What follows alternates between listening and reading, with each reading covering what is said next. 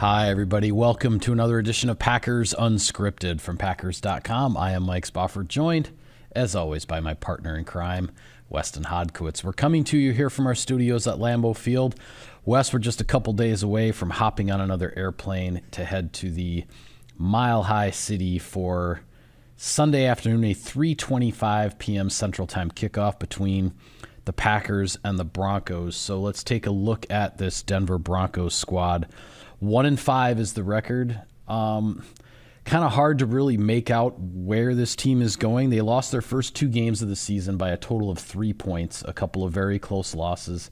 Then you have the 70 points heard around the world by the Miami Dolphins, and the game that everybody was talking about for so long. But most recently, against the defending Super Bowl champion Kansas City Chiefs, the Broncos stayed right in the game, lost a tough one on a Thursday night. 19-8 was the final score. Certainly Mahomes and company did not light up that Broncos defense. So where do you think things stand here for Denver heading into this matchup on Sunday? A game opponent. And I think that was one of the big things that Matt LaFleur drilled home, I'm sure with the team, but definitely with the media, just talking about how, you have to look at what the Broncos have in terms of their arsenal of playmakers, and they're there on both sides of the ball. It hasn't equated to wins yet, and certainly that loss to the Dolphins is one that is going to be hard to escape, both statistically and narratively. Yeah. The rest of the season, whoever the Broncos play, that's going to be a topic. And certainly I think the Packers were tackling that the right way. But I'll tell you what, Mike, looking specifically at that defense, because the Broncos had some real difficulty against Kansas City in terms of Denver's offense. But defensively, that was a really game performance. And I think when you look at their defense, and we'll break down everything here in a second, but they were not intimidated by the threat of Patrick Mahomes. I don't think Patrick Surtain Jr. was intimidated at the perimeter weapons there. They looked at that like that was a team they should be competing with, and largely kept their football team in the game because of that performance. So Broncos, they're not coming off a full bye week like Green Bay, but they are coming off an extended mini bye. Yeah. And I'm expecting, especially when you look at the injury report, the Packers are going to get Denver's best effort on Sunday. Yeah, these are the numbers as it relates to that Broncos defense.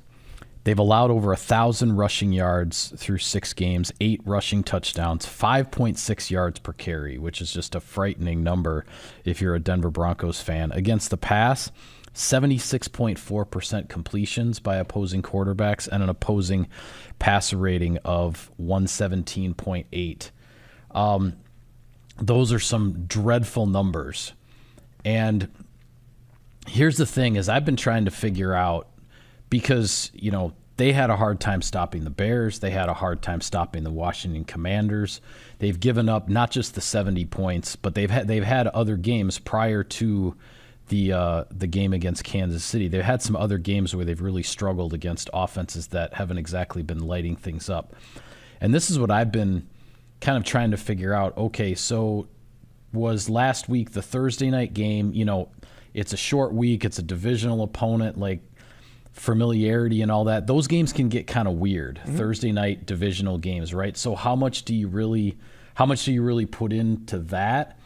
But at the end of the day, I kind of throw it all out the window because of something that Matt LaFleur said on Wednesday after practice, which is that this game is not about the Denver Broncos. This game is about the Green Bay Packers and them getting their own house in order. This is, with where the Packers have been offensively, only scoring 1 field goal in the first half total, or I'm sorry, 2 field goals in the first half total of the last 3 games.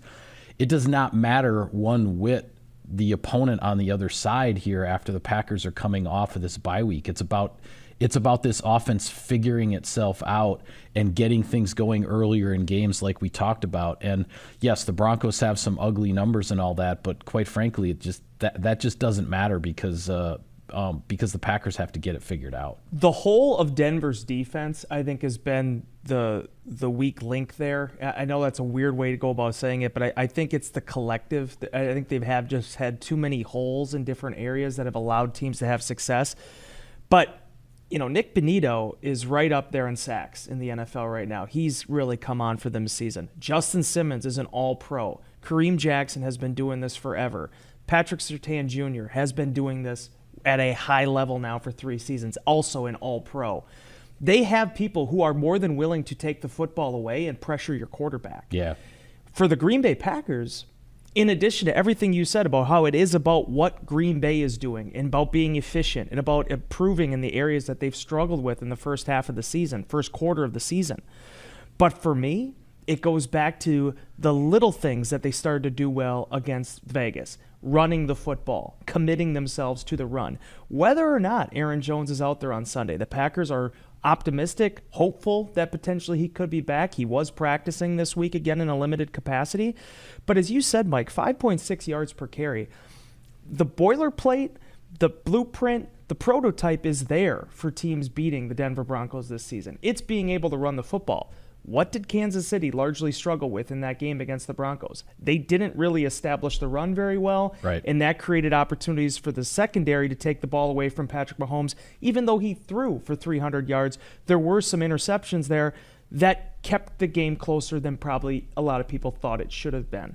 So yeah, I agree. I think it comes out with Green Bay being able to finally set the tone, being able to establish the run early, regardless of who's available in the background, and then ultimately protecting the football. Because if the Denver Broncos take the football away, you've seen it so many times what Russell Wilson, a very opportunistic bunch on that side of the ball, are willing to do, and they didn't give up last week. I mean, they stayed with it right up until the very end, and ultimately were finally able to find the touchdown, just not enough points to win. Yeah, well, speaking of Russell Wilson, he, of course, is the leader at quarterback. The Packers have seen him many a time as the quarterback of the Seattle Seahawks. Now it's for a different West Coast team. Couple of interesting statistics with regard to Wilson. For one, he's been sacked 19 times in 6 games, which is a pretty high number. But on the flip side of it, in 6 games, he has 150 rushing yards. And as I mentioned in our 3 Things video that we shot after practice on Wednesday, you look at Russell Wilson having 150 rushing yards through 6 games is sort of a hearkening back to the past almost. I mean, that 150 yards is more than half of his total from all of last season, and it's more than the total of rushing yards that he had 2 years ago.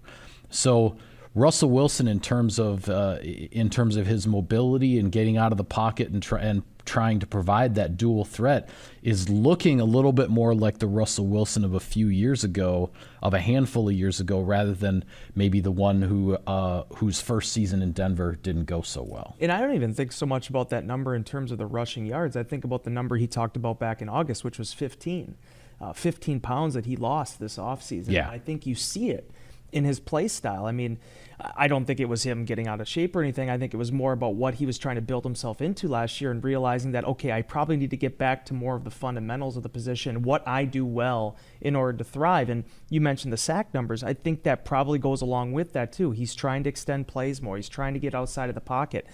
The problem for Wilson has been the inadvised throws and some of these interceptions. And I think it's been, when you are struggling the way that the Broncos are struggling right now, there is no margin for error. If you have an interception, it tends to bleed. If you give up 770 yards or whatever it was against the Miami Dolphins, it tends to bleed when you're giving up the explosive plays. Denver's trying to hang its hat on something right now. And I think the basic idea of what Sean Payton's trying to do with this offense is there. The problem is they just haven't been consistent enough with the run. I mean, Wilson is like 40 yards off of being their leading rusher right now. And then, Jerry Jeudy's been quiet so far this season. I think Cortland Sutton's had some pretty solid performances, but they're trying to bridge the gap between being a team that is in a rebuild mode, but yet still having a franchise quarterback that they invested heavily into less than 2 years ago. So, but Green Bay's seen it. They've seen Russell Wilson at his best, and they've also seen Russell Wilson at his worst. And I think for the Green Bay Packers, a team that desperately needs to get a victory here on the road in a what is going to be a very passionate road environment from our experiences at Mile High, they have to find a way to contain Wilson. They have to find a way to turn the ball over. Yeah, well, I want to get a little bit more into the keys to victory, but I'll take care of some sponsor business here first, Wes. At Cousins, oh wait, sorry, I forgot. Sirius XM NFL Radio. I'll do this one first. Delivers hard-hitting analysis and up-to-the-minute NFL news that true football fanatics need 24/7, 365. And at Cousins Subs, we have something for everyone, like our Wisconsin cheese curds, mac and cheese, golden fries, and creamy shakes, all paired with your favorite sub or sub in a bowl. Cousins Subs, 50 years of better. Can I say one last thing? Yeah. Before we get going. One thing to keep in mind, Russell Wilson, right now, 4th in the NFL in touchdown passes. 99 passer rating. Like, people want to kind of make a joke about the Broncos being at 1-5 right now, but they have been doing some things well, and that's one thing you have to consider. And I was going to say, as much as we've talked about, Packers need to start games better. You need to reduce that margin for error. You'd like to obviously be playing with a lead as opposed to playing from behind the way the Packers have been on a regular basis lately. You're not going to – all you have to do is look at that game a few weeks ago at Soldier Field. As down as the Broncos may be at 1-5, and they didn't have a victory at all when they were in Chicago, and they were down 2 touchdowns in the second half, and they came roaring back in the fourth quarter and took it to the Bears and stole one there from Chicago. So Packers are going to have to be prepared for a 60-minute fight here, regardless of the record, regardless of how the first 52 and a half minutes of this game go. So that being said, anything else with regard to the keys to victory for the Packers that stands out to you? Winning the ground game is going to be the biggest thing here because, as I talked about, you look at what Green Bay has done, and again, I know there wasn't a big explosive run against the Las Vegas Raiders, but even John Runyon, listen to some of these guys talk about in the locker room, the basic idea was there in terms of what they look to achieve. And, again, it is more than just one player, but I think about, Rob Domofsky wrote a lot of stories about, hey, we haven't seen Christian Watson and we haven't seen Romeo Doubs together too much. We still have really not seen Christian Watson and Aaron Jones together too much, too. Yeah. A guy that can stretch a team horizontally and vertically, right? And those are the aspects that I think can really be successful for a game like this for Green Bay, because one of the stories I wrote this week and was one of the big topics in the locker room on Wednesday was, Green Bay, it's funny, the big narrative with Matt LaFleur and with Jordan Love, everybody's talking about third downs. They have to get better on third downs. Green Bay right now is middle of the road. I think they're like 12th right now on third down offense. But the problem is the amount of third and long conversions they've had to make in order to achieve that. And there's been turnovers that have fallen into that as well. But when Green Bay can get themselves in third and short, they're winning. They're sustaining drives. And that's where I really think this game is going to be won and lost. How do you contain Williams and McLaughlin and Wilson and the run game that Denver presents? And how do you find a way to control the game on your side of things, whether it is Jones, Dillon, whoever carrying the football? That's really my biggest area for this one. Yeah, what sticks out to me, and I'll say it here on the show, I'm going to say it probably when we shoot final thoughts tomorrow. I'll say it at the pep rally in Denver. And it goes back to LaFleur's comment about this game being about the Packers and not so much about the opponent, about the Broncos. And it comes down to the Packers offensively, I think, playing clean football. They've reduced the penalties. The penalties were a big issue when they fell behind 17-0 to the New Orleans Saints through 3 quarters. Over the last couple of games, the penalties have cleaned up a little bit, at least offensively. It'd be nice to see the penalties cleaned up on special teams as well. But clean football is also about avoiding the negative plays, the sacks that have put them in some tough down and distance situations. We saw what happened. A sack precedes an interception in Vegas because you're in 2nd and 17. The running plays that are called, not every running play is going to work magnificently, but if a running play is called into a bad look, say, can you get out of that with just a 0 or a 1 yard gain as opposed to a 3 or a 4 yard loss? Because 2nd and 9 doesn't take you out of the running game. 2nd and 13 or 2nd and 14 often does, and the defense is then dictating what you're going to do. So it's avoiding those negative plays, making the best out of some bad situations, as you said, then to get into the third down situations where the percentage of conversion goes up because because, when you're at 3rd and 3 or less, the whole playbook is open. Yep. When you're at 3rd and 7 or more, the defense pretty much knows what you're going to do, unless you're in, sort of that 4-down territory area where they might have to play you a little more honestly.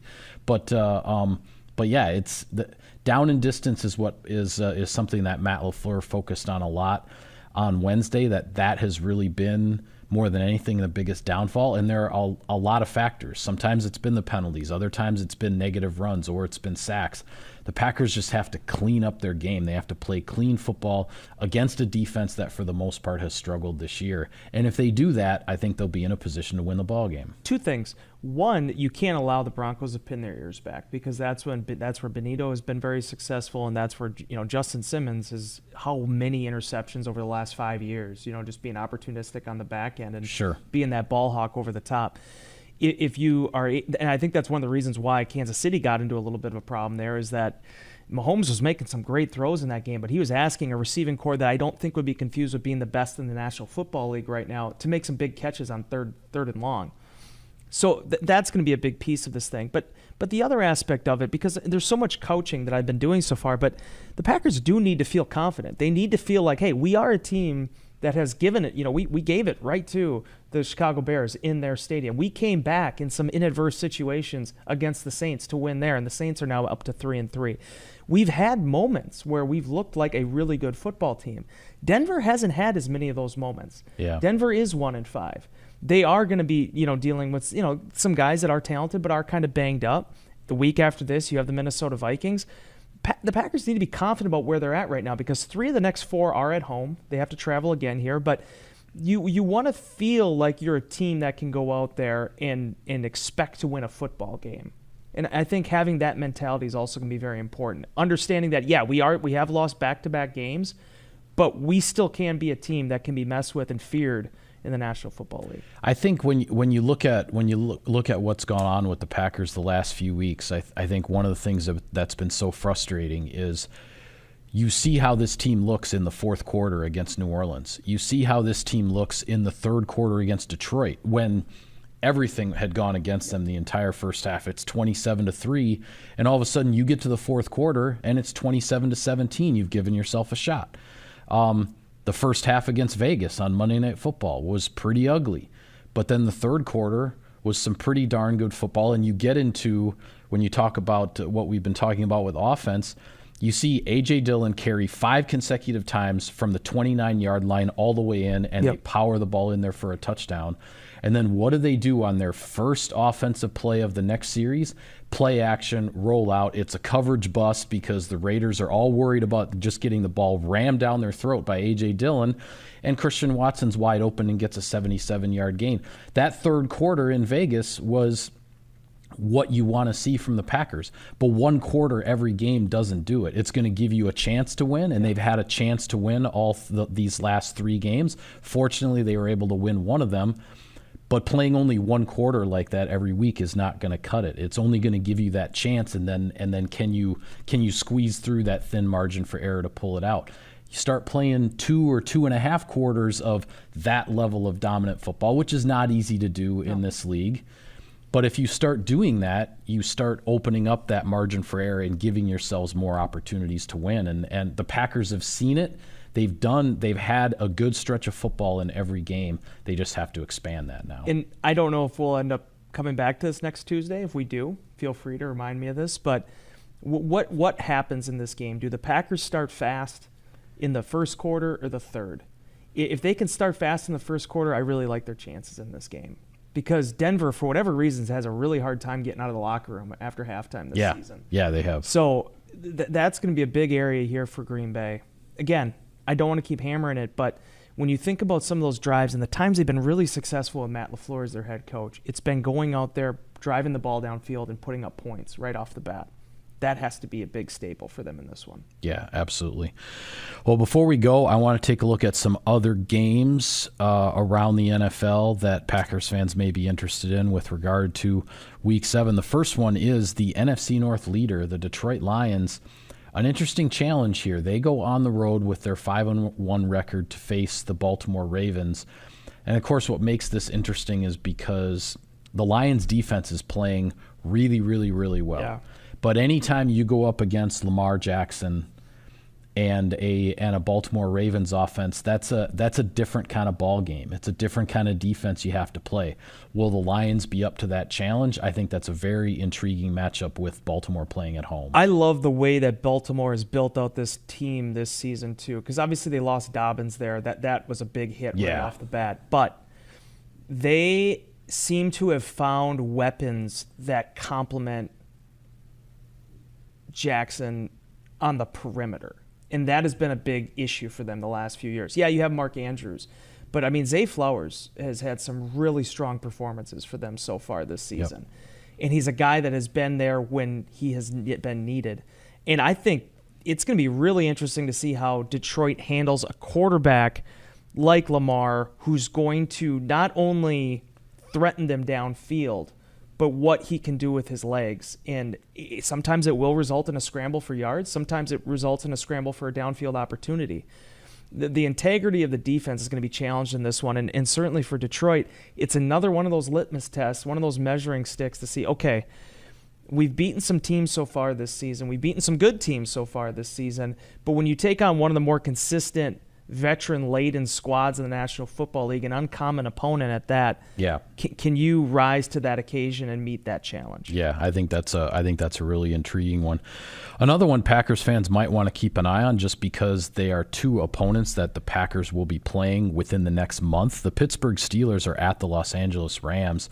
The Rams, I think, playing better football than a lot of people thought they would, coming off of a rough season in 2022, and the Steelers with a scary defense, quite frankly, that you wonder if they can ever find some sort of consistency and reliability, production-wise on offense. The Pittsburgh Steelers could become a much more serious threat with that defense they have. Those are two teams the Packers are going to see here in the very near future. Yeah, the thing I love most right now watching this is the Rams, it doesn't matter what year it is, the storyline's always the same. They have no running game. There's no running threat. Darrell Henderson just got signed again for, I think, the third time with the Rams. But they're just so darn opportunistic, and they have a really good quarterback there that is good at managing those situations. And defensively, maybe they're not the same lockdown unit they were a few years ago, but they've been able to keep them in games and win games when it's needed. I love what Pittsburgh does. I know it's maddening for some of their fans, but this is a transitionary phase for them still. Much like what the Packers are going through, they're switching to a young quarterback. They have young weapons around him, but I think George Pickens is he's going to be a really good receiver in this league. And defensively, it's probably one of the better defenses in the league, and they have arguably the best defensive player on their team. And that will be interesting to see how that Pittsburgh defense handles a Rams offense that has kind of been all over the place this year in terms of catches, big plays, drop passes, and seeing what exactly unfolds. Yeah. Well, the biggest game I think that all NFL fans will have their eyes on is Miami and that high-flying Tua Tagovailoa offense against the Philadelphia Eagles, who now unexpectedly are 5-1. I think everybody was thinking that the Eagles would still be undefeated coming into this home matchup with Miami, but really interesting cross-conference game here. You have a team that a lot of people are pegging in the AFC that is going to make a serious run this year, and then the Eagles, of course, being the defending NFC champs and a solid 5-1 record. Yeah, Miami has taken, and Mike McDaniel, they have taken the Kyle Shanahan offense, and I think sort of enhanced it even further. And with such unique weapons that they have right now, I give so much credit to the Dolphins for how they've maximized that. Even though they've had some injuries, they still much like Shanahan, whether it's Raheem Mostert becoming reestablished now in this offense or just the threat that Tyreek Hill presents, they build game plans to win. But ultimately, I think this game comes down to Jalen Hurts versus Vic Fangio. And it's been a rough year so far for these Fangio defenses. You've seen some of the stats out there that those football syndicates and analytic departments have been putting out. And Jalen Hurts is coming off a 3-interception game. So that contrast is going to be really interesting to watch, because I really feel like Jalen Hurts is not going to have another down performance. But then seeing if this ends up ultimately turning into a shootout should be a lot of fun to watch. Yeah, I think it will be a lot of fun. One last one to mention quickly. The Packers' next opponent will be coming to Lambeau Field as the Minnesota Vikings. Everybody can get a look at them on Monday night. They will be at home against the San Francisco 49ers. The Niners waiting to see if they're going to get Deebo Samuel, Christian McCaffrey back from those injuries from a week ago. And Minnesota, quite frankly, Wes, they've got to try to figure out what to do offensively without Justin Jefferson, because the debut of the Justin Jefferson-less offense in Chicago was not a good one. They only scored one touchdown. They probably don't beat the Bears if not for a defensive score by Jordan Hicks, which got him the NFC Defensive Player of the Week. The Vikings only put up 19 points without Justin Jefferson, and 7 of those were by their defense. Vikings have a lot of bodies. But just not a lot of production right now. Now, T.J. Hawkinson is probably going to have to be the face of that offense moving forward. They've talked about K.J. Osborne taking on more of a role, and Alexander Mattison. Obviously, they added Cam Akers as well. But it comes down to Hawkinson, and if he can be a guy that can become a difference-making tight end on a down-in and down-out basis. Kirk Cousins is a good football player, man. I was watching that game against the Bears, and there were some moments there where the receivers weren't exactly picking him up. And Yep. He makes mistakes, but I mean, he'll keep you in a football game, but this is a mountain of a challenge of that San Francisco defense. Yeah. And, Deebo, if he's day-to-day right now with his shoulder. I don't know where things stand with McCaffrey, but for San Francisco, they're trying to show that they can just bounce back from this and keep on rolling. But Minnesota, these are the type of games they're ultimately going to have to win, seeing these returning division winners from last year, if they're going to be able to salvage this season. Yeah, I think if you're the Packers, and I know it's one game at a time, and I know that as well as anybody, but you look at the Packers are coming off of their bye week. They've had a chance to reset and regroup. You're going on the road to play a team that has been struggling, and then you're going to come back home to play a team that will be on a short week playing on the Monday night, and then that is banged up without Justin Jefferson, without Marcus Davenport on their defense. An opportunity here for the Packers to get things turned around in the other direction over the next 10 days or so, and they have to take advantage of it. It's as favorable as it's going to get. Yes. Because Pittsburgh is going to be a knockdown, drag-out war. I think the two LA teams are both going to be game opponents next month. The Packers have to be able to take care of business here against Denver, and then you look at what comes after it. But Denver's reeling, and the Packers somewhat reeling too, but this is a great opportunity, as you said, to kind of get back on track. Yeah, I think so. With that, we'll call it a wrap on this edition of Packers Unscripted. Be sure to follow all of our coverage of the team and everything from Sunday's game in Denver. We'll have it for you on Packers.com. For Wes, I'm Mike. Thank you for tuning in, everybody. We will see you next time.